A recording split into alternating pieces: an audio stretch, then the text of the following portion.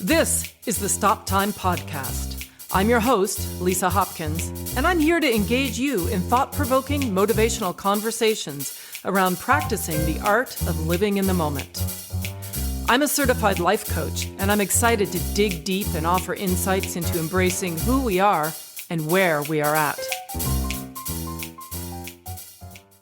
So my next guest turned down scholarships to some of the top engineering programs in the country in order to pursue the study of music at NYU. With scholarships from the Songwriters Hall of Fame and Carol Bayer Sager Foundation, he was able to pursue a degree in songwriting, and it was there where he found life-changing mentors in the late Glenn Frey and hit songwriter Phil Galdston. Self-released his first EP, Dragons in the Sky, had a number 3 hit in Australia with Summertime. He opened for the Eagles at the Beacon Theatre, performed in the off-Broadway and West End hit Close to You, Burt Bacharach Reimagined, learned some more instruments. He plays 10 now, and graduated with one of America's first master's degrees in songwriting. His songwriting and performance abilities have earned multiple awards, including the prestigious Abe Ullman Scholarship from the Songwriters Hall of Fame, and he was a semi-finalist ranking in the 2020 International Songwriting Contest. Oh, and did I mention he served as young associate violinist to the National Symphony Orchestra while simultaneously serving as an engineer and infrared systems developer for the U.S. Naval Research Laboratory in high school? I cannot wait to get into this conversation with the multi-talented AJ Smith. Welcome, AJ. Thank you so much for having me, Lisa. Oh my gosh, it's a great pleasure. I'm just dying to dig in with you. Let's just jump in. I'm so intrigued by your trajectory, right? Talk to me about how you got there. Take me back. Yeah, I mean, I guess like all stories, we could start at the beginning.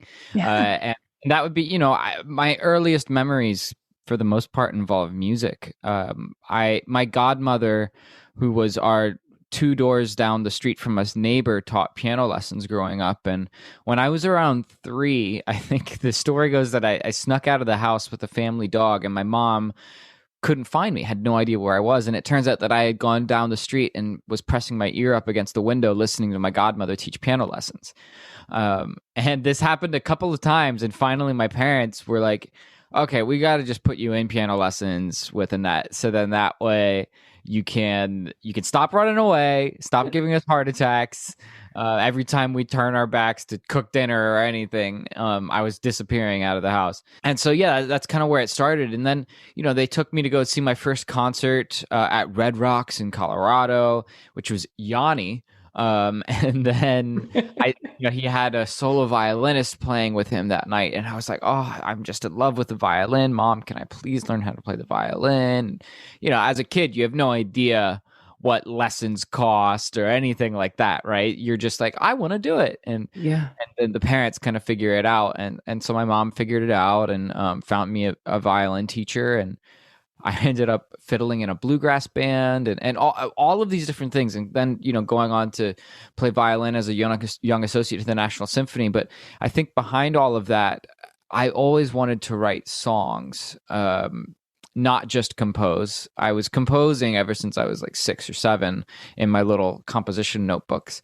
But I always wanted to write songs. And the first collection of songs that I ever did, I think for my 10th or 11th birthday, I asked for my parents to take me to a recording studio, and I recorded really horrible but cute tunes. Hey, let me just stop you there for 1 sec. This is so interesting. I have 2 questions for you already. Yeah. One is, I have this image of you running away to hear your godmother teaching. What was it about the music? Was there any element of, I wonder what she's doing, or was it the music itself? What drew you? Yeah, I mean, I always loved the sound of the piano, and I was actually just going through some home videos that my dad sent. And even I think I was maybe 1.5 years old. I'm sitting at our family piano, just banging along and trying to make sounds with my hands, and then turning the page of music. And I think I was just so intrigued and curious. How do you make this piano sound like what my godmother was playing, what her students were playing, where it actually made sense. How do you read what's on the page? Maybe I wasn't fully connecting those dots yet, but I mean, some of those dots were getting created. I knew that was music that then I'm supposed to do something with on the piano, and I just hadn't, and I wanted to figure that out. I wanted to know what that language was. Yeah.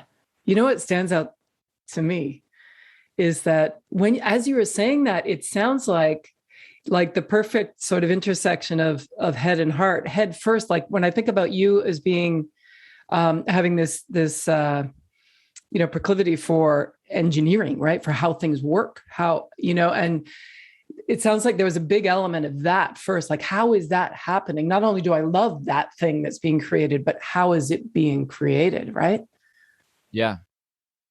I mean, I definitely, I mean, even still today, I'll go in, I'll do some coding in order to try to figure out, hey, what are ways that I can enhance my music career, or, what are things that I can be doing. And then when it comes to music video production and everything, I'm very much behind the scenes and all of that too. And I guess that's a really great way of saying it, is it's the intersection of head and heart.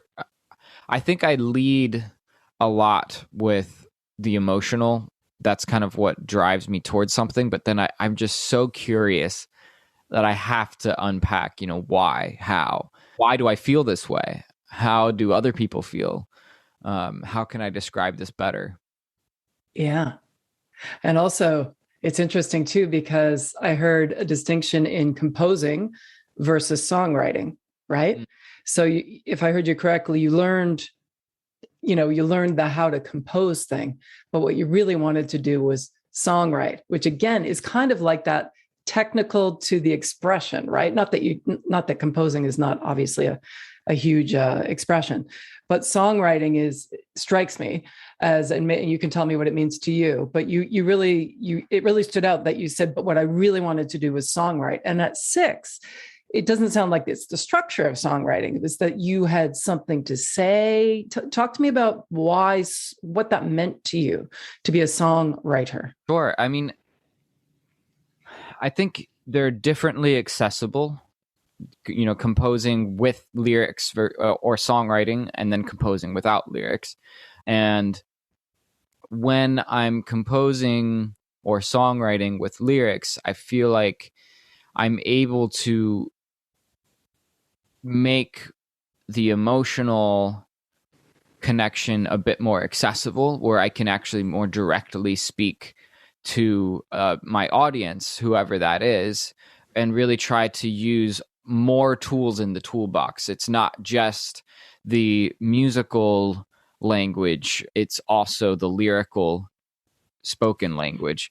So I've always been really drawn to that. I studied film scoring at NYU, and I always loved writing instrumental music, but I feel as though I was more effective in connecting with people when I was able to find the right lyric. Because just like music, you're trying to write almost an emotional feeling or express something that way, in a way that's maybe not been done before.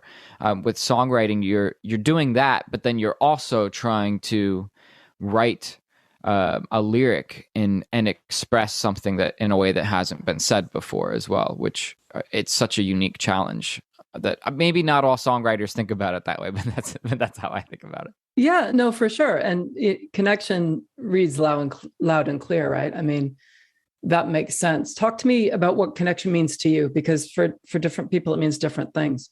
So when you're going into a place of writing a lyric, is it for you about expressing something of yourself, or is it about connecting by sharing and sort of, as I do as a coach, like opening, holding space for the opportunity to reflect on this by, I don't know, being vulnerable? Is it more of a, there's so many different ways you could go, right?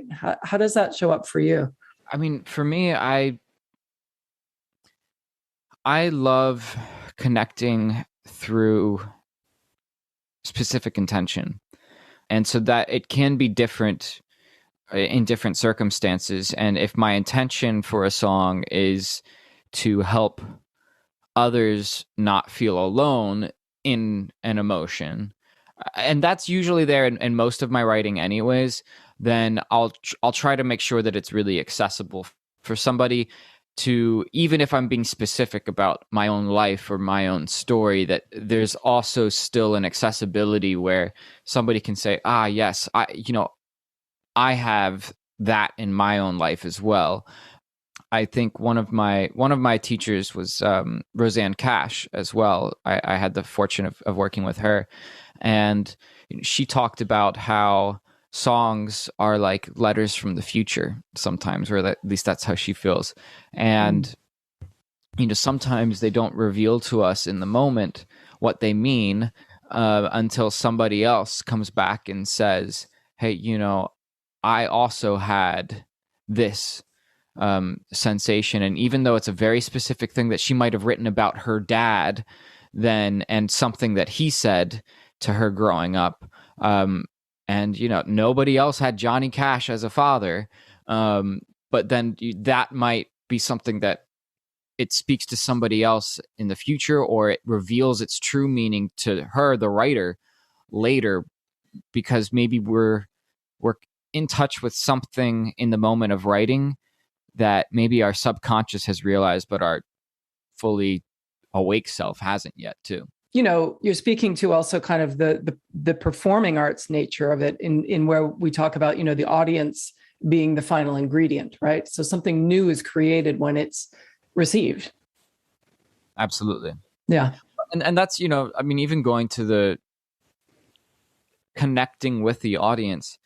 That's why when arranging songs, sometimes I'll prefer to be playing a song on guitar versus piano, because there's less of a physical barrier between me and the audience. And I want to be able to feel that energy coming back at me, and getting people to engage. And there's really no greater feeling than when you hear that your song, something that you wrote about your own life experience, that you put out into the world expecting nothing, that it comes back to you, people singing it back because they felt it was significant enough to learn the words, or even somebody messaging something like, hey, this got me through a really tough time, or something like that. Yeah, no, for sure. It's a crazy business, as we know.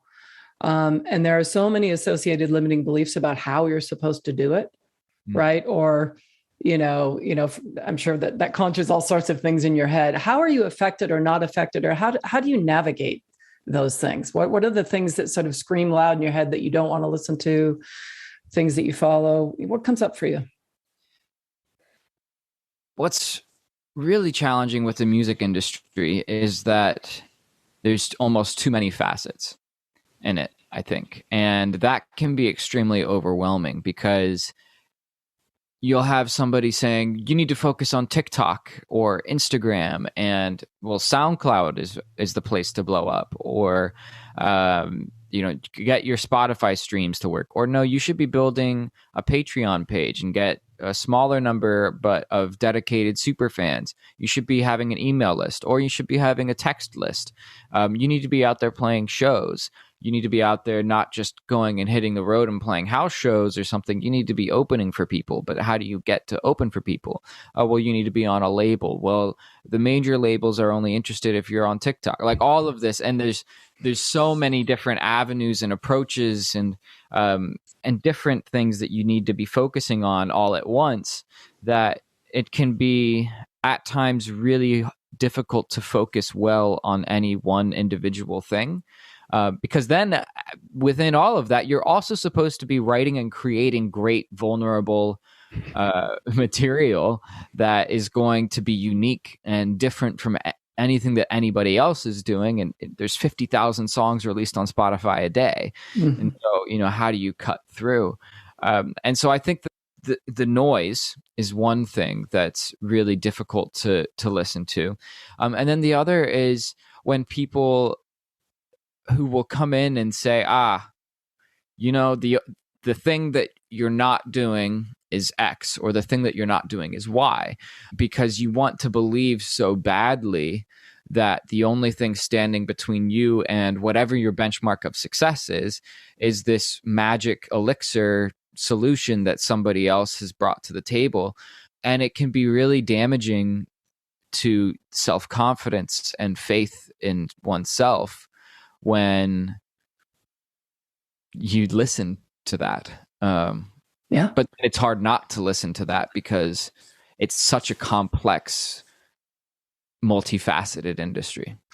Yeah, no, 100%. And it's interesting though, because you are so multifaceted yourself. It's true. I mean, I think that's an absolute true statement that, there's just so much going on. Right. And it, we all wish we knew the secret elixir or whatever. But you, with this sort of natural propensity to be able to do that, do you come down on yourself by saying, I should be able to do this? Like, do you have higher expectations on yourself? Absolutely. And I think that one of the things that I've struggled with is I know that I have a lot of capabilities in a lot of different areas, which is great. But then it also means that, I think sometimes success can come through specialization. And because I am able to do a lot in different areas, I'm really techie. And so I update my website, and I now am in control of that, even though I have a management team, because I at least believe that you can always do the best job yourself sometimes. That can end up being a trap where just because I'm capable doesn't mean that I need to be responsible for it. Because otherwise now I'm distracted by having too many tasks on my plate. Mm-hmm. And I'm unable to focus at the end of the day on maybe the 2 or 3 most important things that I need to be doing. And it's hard too, because then I'm not sure what those 2 or 3 things are at times, because there's all of that noise.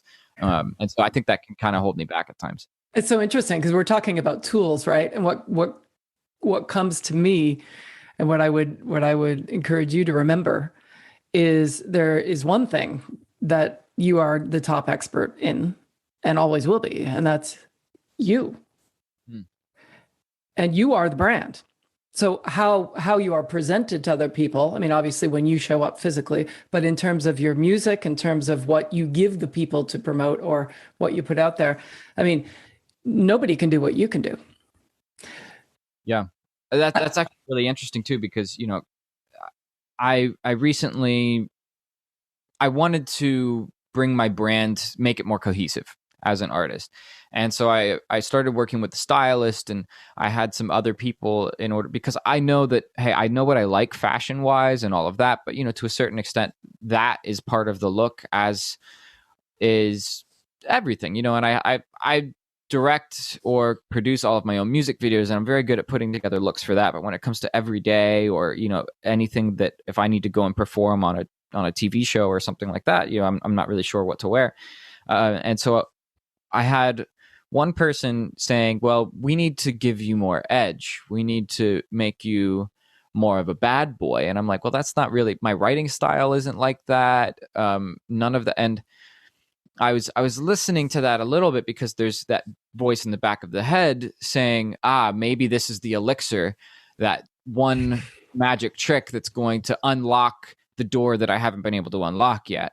But then I ended up, I felt so uncomfortable that I was like, no, this isn't me. This isn't authentic to who I am. Yeah. And so I ended up, having to do a little bit more research and finding out, okay, well, what does line up more with who I am? And I found a great stylist and worked with them to put together my looks for my tour and put together my looks for my future videos and everything like that. And now I'm actually very happy with it, but I was almost diverted off course. Yeah. Just by that certainty. Totally. So often, because we're so capable, we get caught in the weeds, right? Absolutely. And leadership, there's a wonderful metaphor for leadership, which is that, you can get caught down in the management in the weeds, right? Or you can climb up the tree, climb higher to the tree so you have a meta view and look down and go, we're in the wrong jungle. We're in the wrong forest. That's the leader, right? That's you. Only you can see that, but not if you're stuck down in the weeds, right? Yeah. That's great. I like that a lot. Yeah. Yeah. I let myself get stuck in the weeds sometimes. And Yeah. yeah. And it's normal. We do because we want to listen and we're excited. And sometimes because we feel capable, we get jazzed. We go, yeah, yeah, yeah, that sounds great. That sounds great. And as cliche as it sounds, the finding our why, remembering our why, that's home base. Why am I doing this? Like, actually, let me ask you this.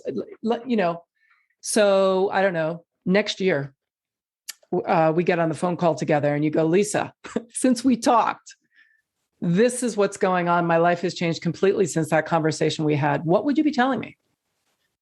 I mean, I would hope that I would be telling you that I have now made music as my entire source of income. That I mean, obviously during COVID, I picked up other things. I kind of relied back on my technical skills and coding, and doing freelance and everything like that. But I would love for music to be my sole source of income and sustaining myself. I would love to be able to say that I finally got my entire album out, and that yeah, sure, I would think of maybe some metrics like, oh, and it got listened to by millions of people or something like that. I mean, that would be great. But I mean, for me, I think I benchmark my success more in I actually just want to put my body of work out into the world, and whatever happens to it. But I think that there's so much fear of releasing material because it won't be accepted, and then I've done that before, and I have so many songs that are really great songs but maybe aren't competitive with the things that I'm writing now or don't fit. You said great. You said, they're great, but, and I get that, right? I'm sure that, oh, that's not right. We hear that all the time. It's not right. It's not, it's not the right time for the whatever. Talk to me about how in your body that it's great, despite what anyone says. Because these songs evoke very strong emotional reactions, from myself first and foremost, I guess. If it doesn't work on me, then it's not going to work on anybody. But then once I've played those songs out live, I know the reactions that they get from other people. I guess the reason that I then say but is because I know that I've grown as a writer since then. And I know that I've grown as a singer and as a producer. And so I would have to rethink how I would produce these songs to have them fit with my sound now. I think, but hey, maybe that's a limiting belief. Maybe these songs could still get put out under a different project, or maybe they don't need to be part of my album. They could just live on their own.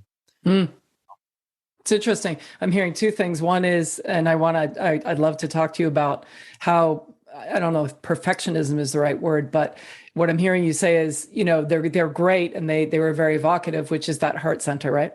But then the head comes in and goes, yeah, but I'm so much better technically in this, and I'm, much more, so you're rating what you feel is great. And then you kind of say, but the world is telling me no, but actually you're telling yourself no. So I'm just going to point that out, right? Yeah. No, I mean, it's absolutely true. And I think some of that ties into, because we grow, because we get better. And then you look back on the things that you used to do. I look back at the songs that I wrote when I was 10 and I think, oh, they're adorable, but they're horrible. And sometimes I look back on even songs that I've released within the last few years and I go, that was cute. But I've grown since then. But hey, maybe if somebody else would get something out of it, there's no reason that it can't be out in the world. Well, it's really funny because I really believe that we always do the best we can at any given moment, right? Nobody plays to fail. So when you wrote those songs, you were full on. I mean, you strike me as someone that is very intentional, and you were writing them for real reasons at the time. And although you now may not relate in the same way, would it be fair to say that they still are, authentic and actually speak to who you were then? Absolutely, yeah. Yeah. And if, of course you've grown, everybody grows, right? Uh, but it's a part of you, right? And I understand. I mean, obviously, if there are certain things that you were doing during your trajectory that that were cute and were part of a stepping stone towards something else, cool, right? But if there are things out there that you feel really speak to a part of who you are, I encourage you to remember that you're right. I mean, you don't know how that might touch other people in a different stage of their growth. Yeah. No, absolutely.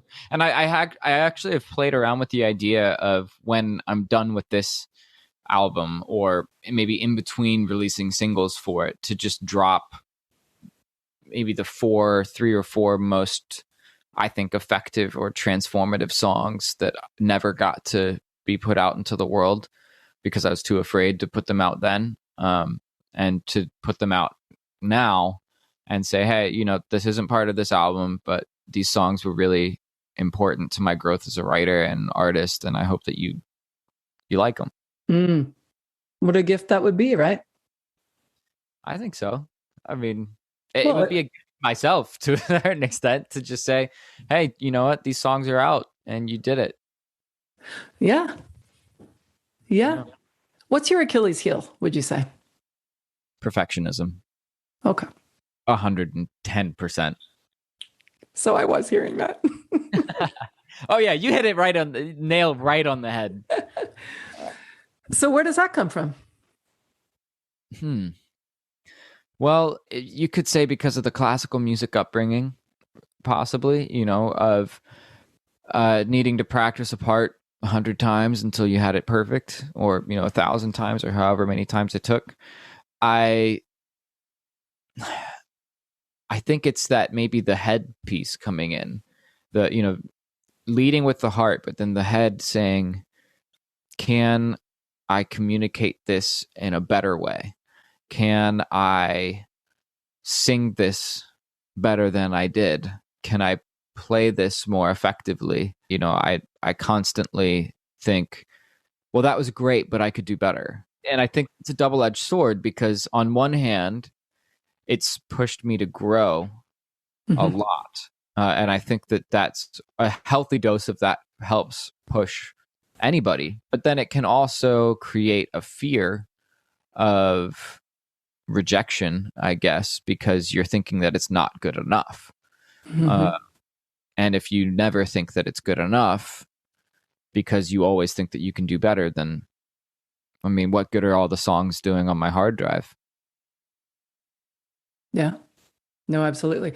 Fear is such an interesting thing, and this perfectionism thing too, because you're right. It's a very fine line of, when you were talking about can I make this better and all that. If it's done in an energetic way where you're looking at possibilities and it energizes you, so it's coming from choice rather than force, which is no, you can do better than this. Do better, right? This isn't good enough. These are all the sort of negative messages, right? Or it could be, wow, that's cool. I wonder if ... Kind of like when you ran out of the house and were like, ooh, what's she playing? What is that? Or when you saw the violin and those things, like you weren't like, I want to be perfect at that. You were like, I want to do that, right? Yeah. And then fear is also truly a mask for desire. So fear is really a good thing, because often it shows up and you're like, oh, that scares me. Maybe it's because I want to do it. That's a great point. Well, that's sort of the idea of, like what I was imagining was, what's the Robert Frost poem? The path not taken, or yeah, I know which one you're speaking of. Yeah. And it's sort of thinking through, hey, am I excited to go down a different path? Am I afraid of this path, but am I afraid of it because I want to go down it, or it's just that it's the wrong path? And I think oftentimes when you have that, like I was afraid of being turned into something that I'm not. And I think that was a good fear, because, well, I don't want to be somebody that I'm not. But then at the same time, have I been afraid to be my most authentic self and to put out those raw, heavy with mistakes kind of recordings, when at the end of the day we're all human and we all make mistakes. And now I think there's been this movement of authenticity, which I think is really powerful, but then also disarming in some ways, for the perfectionists, because like me, because I'm like, wait, no, I don't want you to see me without my makeup on, metaphorically. Yeah. I don't want you to hear me unrehearsed. But then, I have to think, well, I've been rehearsing for my entire life. So, Yeah. It's kind of a cautionary tale when we tie in those sort of limiting beliefs and all these messages of the industry, the external noise that you were referring to, especially now that the trend needs to be authentic. Like, God forbid now that comes into yours or anyone else's brain of like, I'm doing it because this is what I'm supposed to be doing, which is actually inauthentic. uh, and I feel that 110%. Yeah. Oh my gosh. Yeah. And we come by it honestly because we're hardwired to protect ourselves. Yeah. So if we're strong-willed, then sometimes it takes a really loud voice, especially the closer you get to doing something that's scary, the louder the voice will come going, no, don't do it. You're going to be in it. Yo, it's bad. It's going to be bad. Okay. So I'm going to ask you to put humility aside for a moment and ask you to tell me, what would you say are your unique gifts? Creativity, I think, is very unique. It's something that I can tap into pretty well. I like to study, and I can pick up quickly on things. I have a tendency to learn quickly when I'm passionate about something, which I think is something that, I think probably all of us are blessed with. But when there's passion, then you can learn about anything quickly. But it's something that I'm very grateful for. And then I think just how empathetic and caring and loving I am as a human being. I think that that's something that, it's led me to my relationship with Brianna, and it's made that better. It's made my relationship with my family better. It's made my writing better. It's made my ability to put on somebody else's shoes and understand why they are hurt and be able to write about that experience. It can be a painful thing to really absorb somebody else's emotions and lived experiences, but I think it can also be a necessary thing. And I think those are kind of my three top gifts, I would probably say. Yeah. So empathy, right? Mm-hmm. It's interesting. Is that something that you've developed, those gifts, or is it something that sort of you felt were already there? How did they sort of manifest in you as you got older? How old are you? 31. 31. Yeah. So I'm just curious to know, like, has anything changed, or what's been the trajectory of those gifts for you, those inner gifts? That's interesting to think about. Well, I think a lot of us are creative when we're young. I think we're constantly, like what I was just seeing my fiance's nephew, and he was saying that he was going to build me a red house and I would be wearing blue and he would call it the purple house, which is, I once built a Lego house for my mom out of red and blue Legos, and she goes, "Oh, what's this?" And I said, "It's my purple house." So it was kind of really wild to me hearing him parrot that back, and I'm thinking, gosh, that's the kind of creativity that, sometimes I think that a lot of us are born with, but then life will often make us shut off potential choices because specialization can breed success or whatever that is. And so then when you tune out so much noise and so many opportunities, then eventually you're left only following a limited number of beliefs and a limited number of paths. And so I think that it's something that maybe we're all born with, but that then you have to choose to caretake, to tend to. Um, and I think that's the same with empathy. I think, babies, they laugh when you laugh. They cry when you cry. I think that we're very empathetic creatures, but out of fear, we learn to turn that off because we can't go through our day feeling what everybody else around us feels all the time. We have to be able to make difficult decisions sometimes. We have to be able to make exciting decisions despite fears, and so we learn to turn that off too. But I think that we can shut it off, and then I think this is sort of what happened to me. Then I ended up, and by the time I was in high school, I was maybe less empathetic and maybe that's a biology thing. And then when I moved to New York, I became more empathetic. I think just based off of the company that I was keeping, I found all of these great friends, and I grew into an adult during those formative years, really caring so much about all of these different experiences other than my own. And maybe because in my high school, most of us we were all nerdy tech kids who were kind of going after the same things, trying to get good grades, trying to do all of this. And so then, the things that you care about are narrowed. And then in New York, this big melting pot of lived experiences and people and everything, the things that you care about can widen. And then I guess when it comes to, the ability to learn quickly or pick up on things that I'm passionate about quickly, I guess that kind of that ties back into having those inner voices that tell you that you can't do something, or the inner voices that tell you that you can.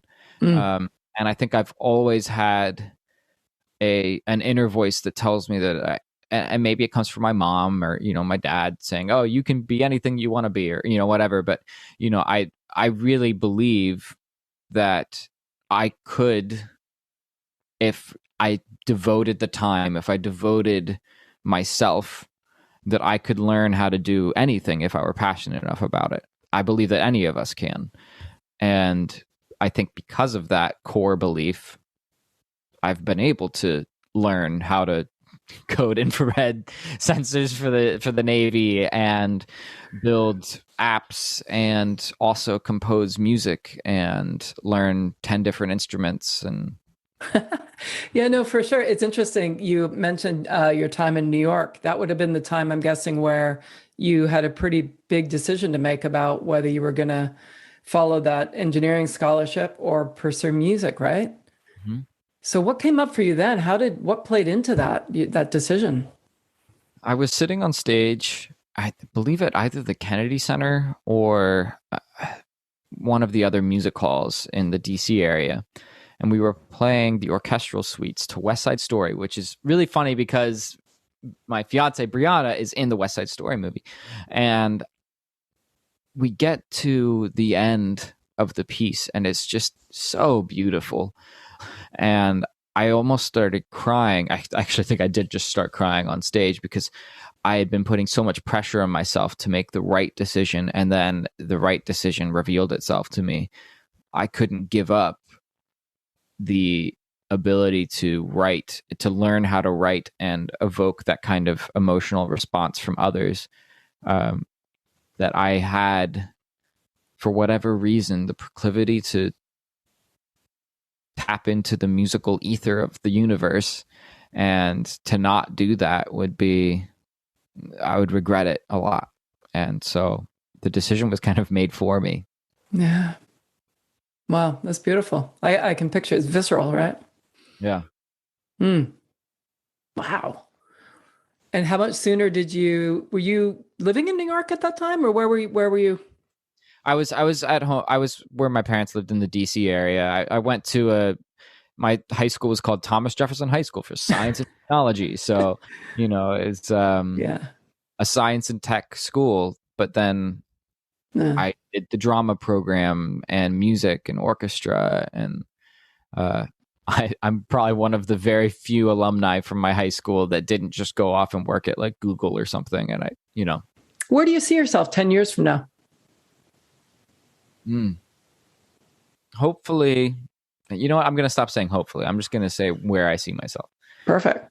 Walking off stage, performing to a great community of people who are all singing my songs and have felt connected to each other and to the universe and to me through my music, into the arms of my then wife, and driving across the country together, seeing the entire world together and connecting with communities all over the world. But then coming home to a place that we've built for ourselves that feels safe and makes us feel happy. Yeah. That was beautiful. Thank you for sharing that with me. How do you want to be remembered? Ooh, that's the deep questions here on this podcast. Fondly. I guess I would like to be remembered fondly, but also I believe as somebody who made an impact greater than themselves. Yet I say this as not somebody who's out there. Like, I just did an interview with Food for Life Global, who feeds people who need it 1 million meals a day. I'm not out here doing that for the world, but hopefully my music can end up, I'm using the gifts that I have to maybe touch that many people's lives, or maybe it's just one singular person that finds hope in my music and they go off and do something fantastic with their life to make something better for the next generation. I want to inspire people. I want them to feel inspired to chase their dreams, because I think there's so many reasons that we tell ourselves and so many reasons that we find in order to not go after what we really want to do. And if I can be a reason for somebody to go and do what they really do want to do, I think that's how I would want to be remembered. Yeah. Absolutely. Hey, can you finish this phrase? Most people think AJ Smith is, but the truth is.